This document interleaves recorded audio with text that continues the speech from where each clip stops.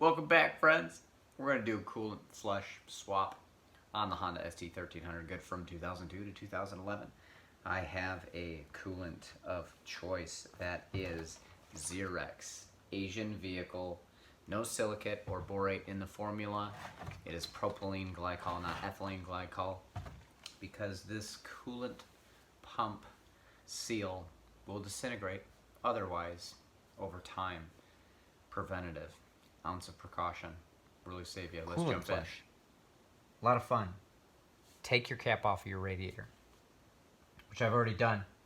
You're going to, I've got a Phillips head.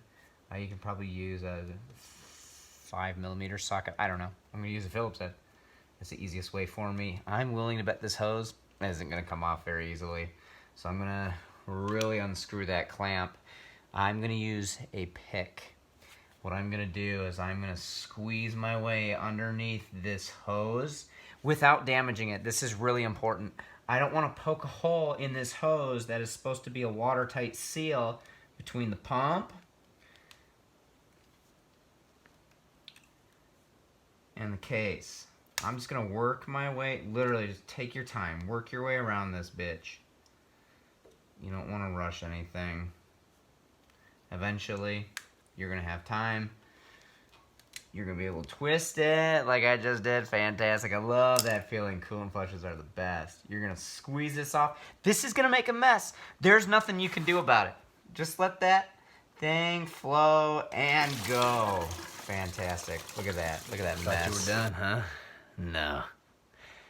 According to the Haynes manual, there is a bolt on the block, on the side of the block, on the right-hand side, behind the exhaust manifold, that allows you to drain the block. For all intents and purposes, what I want to do, because I'm not sure what kind of antifreeze is even in this bike to begin with, it's probably harming it more than it is good. It's just green. I don't know what it is. We're going to do it the right way. You need a 10mm socket. What you're going to do, I'm going to show you right where it is. You can see my socket on that sucker. It is behind there. Side note, this is not easy if you don't have the right tools.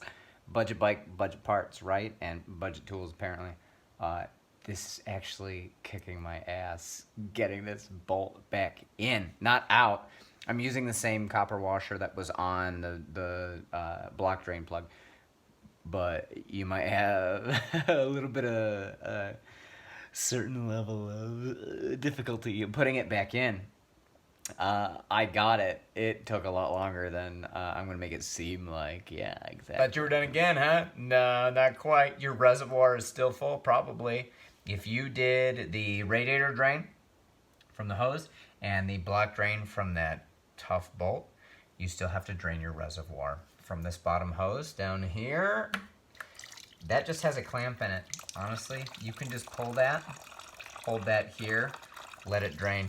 You need to do so because you don't want to mix any of your old coolant with your new coolant in case they are different, since, again, we have no idea what kind of coolant is in this. Now we fill the radiator. The Haynes manual states that this bike is self-bleeding. Therefore, you fill it up to get to the top, let this fill up, and then check your coolant level from here, from the cap. Make sure everything is topped off. You should be able to bleed the system pretty quickly before the bike is fully warmed up. Congratulations, you've just completed your coolant flush swap replace. Good job.